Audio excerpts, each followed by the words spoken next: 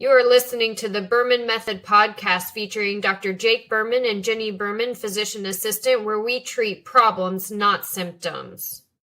All right. We are live and recording podcast number 1. My name is Dr. Jake Berman of Berman Physical Therapy, and I'm here with my lovely wife, Jenni Berman, physician assistant, owner of Berman Health and Wellness. All right. And I specialize in helping people age 50 plus keep active, mobile, and free of pain medicine and treating problems, not symptoms.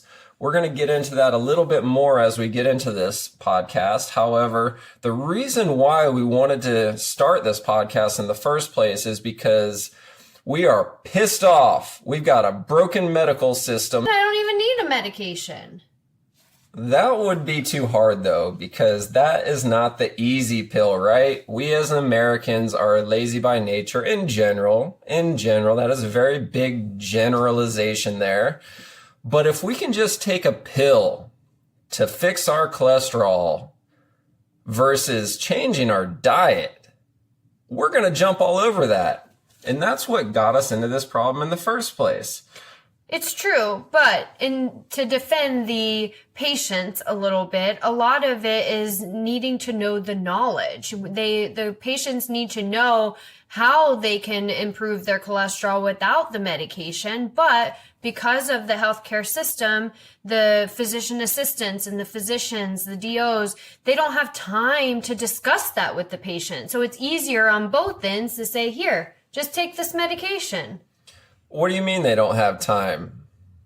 Well, that goes back into the insurance world. The insurance not going to reimburse us for educating the patients on the right diet, and we have to see so many patients a day to even break even. So unfortunately, at this point, the insurance has been dictating what we can and can't do to help individuals. So this is a very brief introduction. We're just barely hitting the tip of the iceberg here. However, this brings us back to the original point that we are David against Goliath. We are against the corporate medical system. We are trying to do whatever we can to make ripples turn into waves and try to change the system through education. Because Jenni's absolutely right, where it is an education thing where you have a problem, you go to the doctor. But because the doctor doesn't have enough time to sit with you and educate you because the doctor does not get reimbursed for billing education, they just say, here, take this medication and it will treat this symptom. Because I have to see 20 patients today, 30 patients today. How many patients an hour? Well, it really depends on the area, but some be to 34 patients a day. What? How in the hell are you supposed to find what is really going on if you have to make a decision, make a diagnosis, and make a plan of attack, prognosis, diagnosis in less than 10 minutes? And most of the time, it's the first time ever meeting somebody. How can you possibly get that right? Right. It's challenging. That's why we just want patients are looking for quick and easy. The MDs only have time for quick and easy. It's very challenging. So we are here to get past that, to really help individuals find the problem and how to fix the problem in a more natural environment. So my practice is actually focusing on the internal, inside the gut, the metabolic disease, the systemic issues that are going on inside the body. And then I can turn it over to you to help the outside of the body. Right. So systemic is what happens inside. Systemic is your organs, that's your guts, that's all the stuff that happens internally. Versus the external is the physical component. That's where I come in. My back is hurting, my knee is hurting, my hip is hurting, my neck is hurting.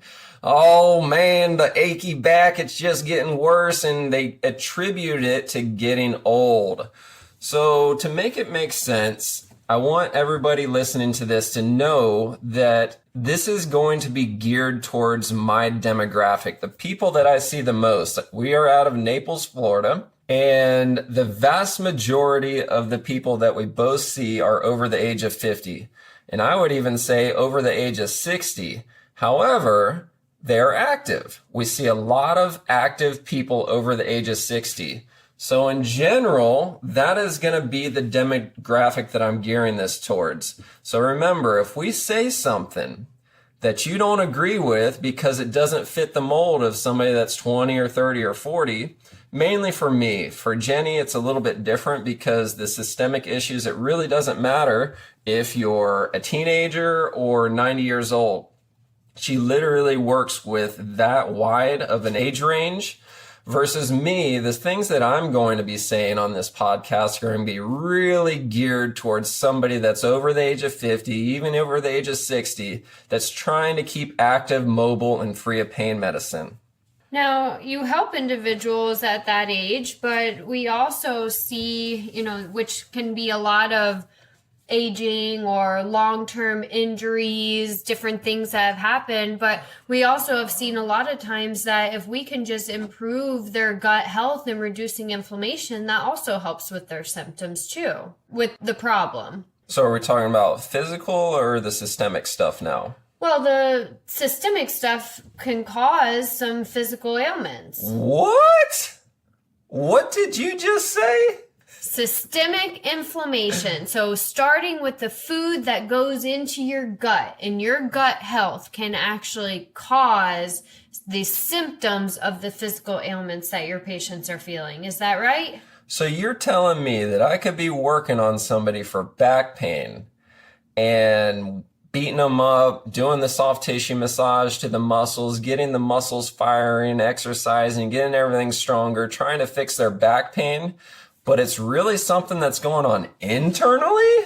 It certainly can be. Of course, that doesn't go for everyone, as we discussed. There are injuries that have happened and long-term golf issues that have gone on causing the problem physically. But a lot of times, yes, the systemic internal, what you're eating can affect your physical pain. Okay, so the point of that is we just want to let everybody know that's listening to this that this is not a one-size-fits-all or even most strategy. This is something where we really dig into it piece by piece, individual by individual, and try to figure out what the heck is going on here. Is this really a physical condition where we have this limitation? We've got a weakness that's causing another part of the body to be overworked and underpaid? Or is this something that's going on internally where there's many times where something going on with an organ can refer back pain? And we've got to figure it out from the inside out, not the outside in. So that's where we have decided to team up and say, let's team up and let's just hit this thing from every single angle, because it's really hard to have one without the other. It's really hard to have a physical condition and not have a systemic condition, and vice versa. If you got a systemic condition, it's hard to not have a physical condition, because if your stomach doesn't feel good, if you're having a leaky gut symptom, or you're having a gluten intolerance, or it doesn't matter what it is, then you're not going to feel great. If you don't feel great, you're not going to move the way that you should. You're not going to be able to get out there and exercise the way that you should. So it's hard to have one without the other. And that's a very good point coming from the other side of it, things that I see. Right now, I'm actually working with a mom of a 2-year-old who came to me because they are having terrible skin rashes, hives, eczema, a lot of stuff going on. She's been on dozens of medications and creams at only 2 years old. The dermatologist, the allergist, the pediatrician just handing her, try this cream, try this medicine, try this, try that. She came to me because she's like, I just can't put her on any more medication. We have to figure out where this is coming from. It's coming from her gut. We made some very simple changes in her diet, and already the hives have improved. The rash has been gone longer than it has been gone in 18 months that they've been experiencing this. So it's just amazing how these little changes can have such a huge effect on somebody as little as 2 years old, but all the way into their 60s and 70s. So let's run with that a little bit more, because I gotta admit, before I met you, my beautiful wife, I honestly did not believe that gluten intolerance or gluten sensitivity was a real thing. I really didn't, because my logic or my rationale was gluten's been around forever. Why all of a sudden is this thing getting so popular now? Is this just a fad thing? Is this just another thing where people are looking to be cool, or this is the popular thing? And it wasn't until I met you, and we'll get into this story a little bit more on episode 2, I believe, is when we're going to talk about this in more detail. But it was not until going through that experience with you that I realized that this is not a fad. This is not something that people are making up. This is a real thing that is happening. And just to get on the tip of the iceberg, my explanation with the extensive research that I've done on it is it's attributed to all these GMOs and how all of the food that we're eating today is so genetically modified compared to the food that we were eating even just 30 years ago. But let's go even back further. Let's go back to the 50s or even the 40s, where GMOs, genetically modified food, was not even close to as prevalent today. I don't even know if it was around. I need to do more research on that. But think about it. You're taking food and you're genetically modifying it so that it's bigger, so that it produces more. So the food is not the same anymore. On a chemical level or cellular level, it's not the same anymore. So your body has to respond differently, because the digestive system that's been around forever, right? It's not used to trying to break down this genetically modified thing that you just consumed, this chemically injected piece of burger or whatever you're putting into your gut. So that's where these things are coming out. When people are having these systemic symptoms where they've got eczema, or they've got this upset stomach, or they've got bloating, they've got this spare tire going on around their midsection, or what are some other symptoms that people don't even consider could be an option from gluten sensitivity, for example? What are some other things that are under the radar that people are just getting medicated for? Right. Arthritis, rheumatoid arthritis, lupus, Hashimoto's disease, which if you have it, you know it, but that's an autoimmune thyroid disease. So hypothyroidism. A lot of times people will get their lab work done and say, oh, you have hypothyroidism, take this medication, when it isn't taken the next step of identifying, do you have Hashimoto's disease, which is actually the autoimmune version of hypothyroidism. And Hashimoto's disease is actually caused from food sensitivities and leaky gut syndrome. So now you're just taking this medication without even being tested that one step further. So that's a very popular one. Well, I shouldn't say popular, very common one. Things like psoriasis, which is a flaking of the scalp, which, people will say, oh, it's just dandruff, take this medication or use this cream, when really that could be coming from your food. Leaky gut or irritable bowel syndrome, this could be with diarrhea or constipation, is very, very commonly coming from the gut. Ulcerative colitis, Crohn's disease. These are all things that happen to the gut, which are coming from your food sensitivities. I mean, the list of autoimmune disease could go on and on, when really the culprit of all of these different things is your food, your gut. Okay, so you just mentioned a ton of different things. And the thing that I want everybody listening to this to realize is every single thing that Jenni just said is being treated with a medication. So these people are going to their doctors and telling them about these symptoms, the irritable bowel, the diarrhea, the Hashimoto's symptoms, and they're getting prescribed a medication to treat those symptoms, opposed to let's just figure out why this is happening in the first place and fix that problem. So you mentioned something right when you started going off on that rant on all of these symptoms that are going on. Arthritis. So we're talking about arthritis can be caused from a food sensitivity? Are you freaking kidding me? Not kidding. Can you even believe it? Well, let's make this make sense.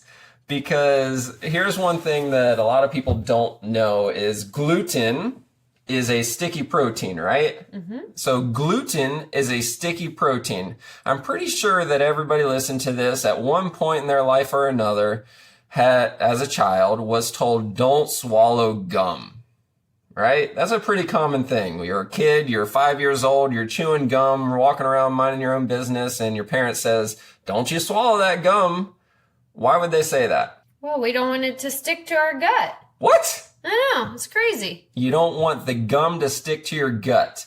I want everybody listening to this to think about gluten as the same exact thing happening at a micro level. Gluten is a sticky protein. So you go out there and you eat a pizza or a big sandwich, that is getting digested and broken down into tiny pieces of glue. I want you to put that vision into your head. Now, all that glue is going to be sticking all around your intestines. Now, what happens? Jenni, tell us just real briefly. Don't go into too much detail. What happens when we have a piece of glue or gum? What happens when that sticks to the interior lining of our intestine? Well, the intestinal lining breaks down. It can't handle it. It's kind of like if you step on the piece of gum on the road. What happens? It digs into there, breaks up a little bit, but then it's just stuck there. Well, the intestinal lining breaks down, and this causes the food particles to be able to pass through and get into the bloodstream. Okay, so it's an actual breaking down of the intestinal line. However, let's go even just a step before that. The breaking down of the line, does that create an inflammatory response? Well, this is requiring a lot more detail. So, Let's just say in general, just in general. At the end of the day, yes. Right, because the body is perceiving something is occurring in the GI tract that shouldn't be occurring. Essentially. Okay, we're just very surface level. Jen, you should see the look that Jenni's giving me right now. She's going, oh no, oh no. This is a can of worms. This is a can of worms. We're just going very general right now. And just imagine you swallow a bunch of gum. The gum sticks to your intestinal lining. Your body knows that it's not supposed to be there. So it creates an inflammatory response. What is arthritis? This is where I'm going with this. We're bringing it back full circle. What is arthritis? Arthritis, literally, in Latin, is inflammation of bone. So inflammation of your joint. That's what arthritis is. So if we're already having inflammation internally, it's so easy for that to be transferred externally into the bones, into the joints, which leads to arthritis. So we're coming back full circle to say things that you are eating could be what is causing that knee to get arthritic, could be causing that hip to start going out on you. So again, this is very general. We are just getting the very tip of the iceberg here. The point of this podcast is we're going to take specific situations and we're going to go into the weeds. We're going to break it down. We are going to make it make so much sense because it's not a big, scary thing out there. You should be educated on this. There's so many people that we come into contact with every single day that think that they are not intelligent enough to understand how to heal themselves. So they have to take the word of the doctor, which is okay if you have the right doctor. But if you have a doctor just because that's the one your insurance pays for, and that doctor has to see 30 patients a day, it's highly unlikely that that doctor will be treating your problem. They will be treating your symptoms, most likely. So we're going to start to wrap things up here. This is just the tip of the iceberg. Episode 2, we're going to go into the details of how we came up with this philosophy. How did we come up with the Berman Method? How did we switch gears from both of us working in the corporate medical system and believe in that philosophy, how did we shift gears into saying, that's not the right thing? Maybe we should be looking at this thing a little bit different. How's that sound? Sounds great. I'm excited for episode 2. Okay, so these things are